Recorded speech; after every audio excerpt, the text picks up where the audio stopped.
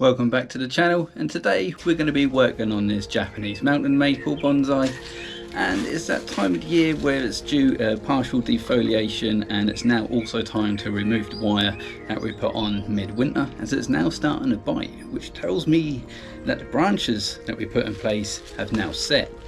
Now once we have removed them, they may gradually start moving back up, and if that's the case, we may apply some guy wire over the next couple of days to bring them back down, as I don't really like wiring trees while they're in leaf, as I tend to be a bit clumsy. So what we're doing here is we're not actually cutting off the branches to defoliate, we are cutting the leaves off, so around the halfway mark on the petiole. So it looks something like this. Try to put it up here. I'm trying to get a clear picture for you. And what is left, that will nourish the tree, and then in a few weeks that will drop off. That bit of petiole will drop off and nourish the tree, and new buds should start forming. And what this will do in the meantime will allow more sunlight into the interior of the tree, which will make it more healthy, more vibrant, but it would also increase ramification in the long run. Now, I see a lot of people and even a lot of real professionals fully defoliate their maple trees in the middle of summer. I personally wouldn't recommend this, as this is a very detrimental thing to your tree, and it can severely weaken your tree, especially if you don't know what you're doing.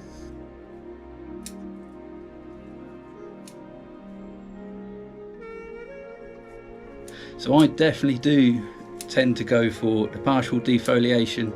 Now there's a few ways you can go about it. Partial defoliation can go from removing half of the leaves on one side of the tree or the other, or the top and leaving the bottom, or vice versa. But what I like to do is on the branch, you'll have your petiole coming from the branch, and I'll snip one and then I'll snip one on the opposite side, so you still get a nice full branch of leaves. Sometimes I do like to defoliate a whole branch and just leaving the petiole.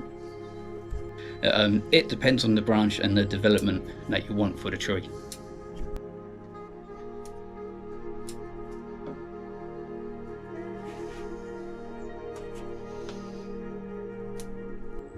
Now that's the tree done with its partial defoliation, with now allowing a lot of light to get into the interior, and hopefully, well, surely it's going to produce some back budding where the petiole is and start forming that extra ramification.